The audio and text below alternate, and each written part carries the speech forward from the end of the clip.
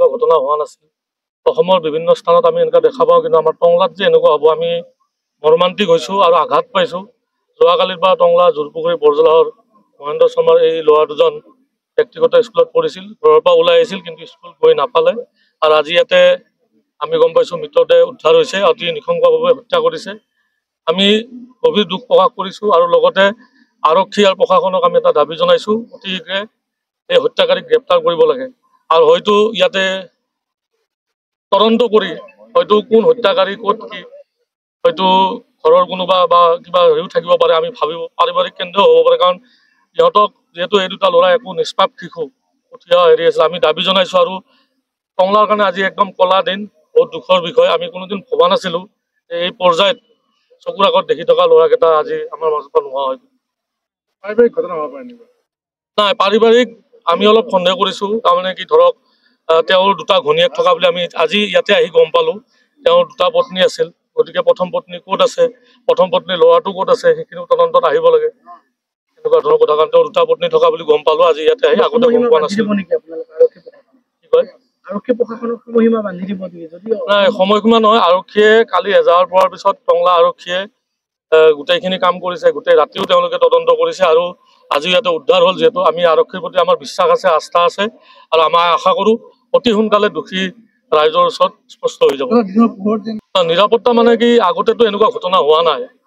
আমিও আচৰিত তাৰমানে এনেকুৱা ঘটনা হোৱা নাই আৰু ঘৰৰ পৰা ওলাই আহিছে স্কুলো বহুত দূৰ নহয় 100-150 মিটাৰ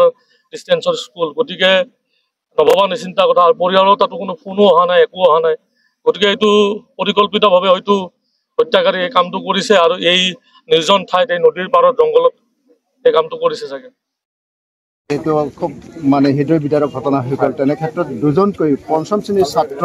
আজি এই জংঘলত মানে মৰাই পেলাই দিছে কি ক'ব এই মুহূৰ্তত এইটো অতি দুখজনক ঘটনা ভৱিষ্যতে আৰু এনেকুৱা ঘটনা নহওক তাৰে প্ৰাৰ্থনা কৰিম কাৰোবাৰ লগত যাতে এনেকুৱা নহওক এতিয়া ঘৰৰ মানুহৰ কাৰোবাৰ লগত যদি কিবা শত্ৰুতা আছিল নাজানো কিন্তু এই শিশু দুটাৰতো কোনো ধৰণৰ কাৰোৰ লগত একো শত্ৰুতা থাকিব নোৱাৰে কিন্তু এতিয়া কথাটো হ'ল কি বাকী ল'ৰা ছোৱালীবিলাকৰ ভৱিষ্যত কেনেকৈ সুৰক্ষিত হ'ব তাৰে কথা আমাৰ প্ৰশাসনে চিন্তা কৰিব লাগিব ৰাইজে চিন্তা কৰিব লাগিব স্কুল কৰ্তৃপক্ষই চিন্তা কৰিব লাগিব তাৰ কাৰণে আমাৰ এটাই মানে দাবী থাকিব অনুৰোধ থাকিব প্ৰশাসনক হওক টংলা টাউন কমিটি পৌৰসভাক হওক বা স্কুল কৰ্তৃপক্ষবিলাকক ঠায়ে ঠায়ে CCTV ব্যৱস্থা কৰক যাতে কোনো ধৰণৰ দোষী ভৱিষ্যতে যাতে সাৰি যাব নোৱাৰে আৰু এই যিটো ঘটনা কৰিলে ইয়াক কঠোৰভাৱে নিন্দা কৰিছোঁ লগতে দোষীক কঠোৰ শাস্তিৰ ব্যৱস্থা ধৰি কঠোৰ শাস্তিৰ ব্যৱস্থা মোৰ ফালৰ পৰা কি ক'ব আপুনি যে এইটো খুব মৰ্মান্তিক ঘটনা বুলি ক'ব লাগিব এইটো যিহেতু পঞ্চম শ্ৰেণীৰ ছাত্ৰক দুজনকৈ ভাতৃ দুজনকৈ মানে ইয়াত মৰিয়াই হত্যা কৰা হৈছে তেনে ক্ষেত্ৰত তেওঁ ক'ৰ আছিলে বিতংভাৱে কৈ পেলাই আপুনি কি ক'ব হয় খুবেই মৰ্মান্তিক টংলা যিহেতু বিদ্যানগৰী বুলি কয় মানুহ সকলো আচামতে গম পায় বিদ্যানগৰী এই বিদ্যানগৰীৰ পৰা কালি যি ষষ্ঠ আৰু পঞ্চম শ্ৰেণীৰ ছাত্ৰ দুজনক হয় ভাই ককাই অপহৰণ কৰিছিলে মানুহ টংলাবাসীয়ে কালিৰ পৰাই তাৰমানে পেটত ভাত নাই বহুত অস্বস্তিত আছিলে কিন্তু আজি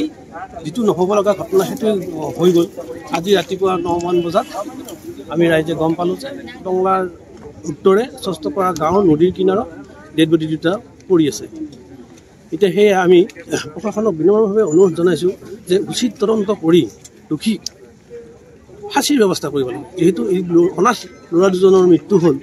যদি কিবা ঘৰুৱাভাৱে কাৰোবাৰ লগত বাপেক তোমাৰ কোনো শত্ৰুতা আছিল তেওঁলোকৰ লগত কিবা এটা কৰিব লাগিছিল কিন্তু এই অনাথ শিশু দুটাইতো একো দোষ কৰা নাছিলে সেয়ে আমি প্ৰশাসনকো জনাইছোঁ বা টাউন কমিটিকো জনাইছোঁ চৰকাৰকো জনাইছোঁ যাতে টংলাখন শিক্ষানগৰী হিচাপে জনাজাত সেয়ে চুকে কোণে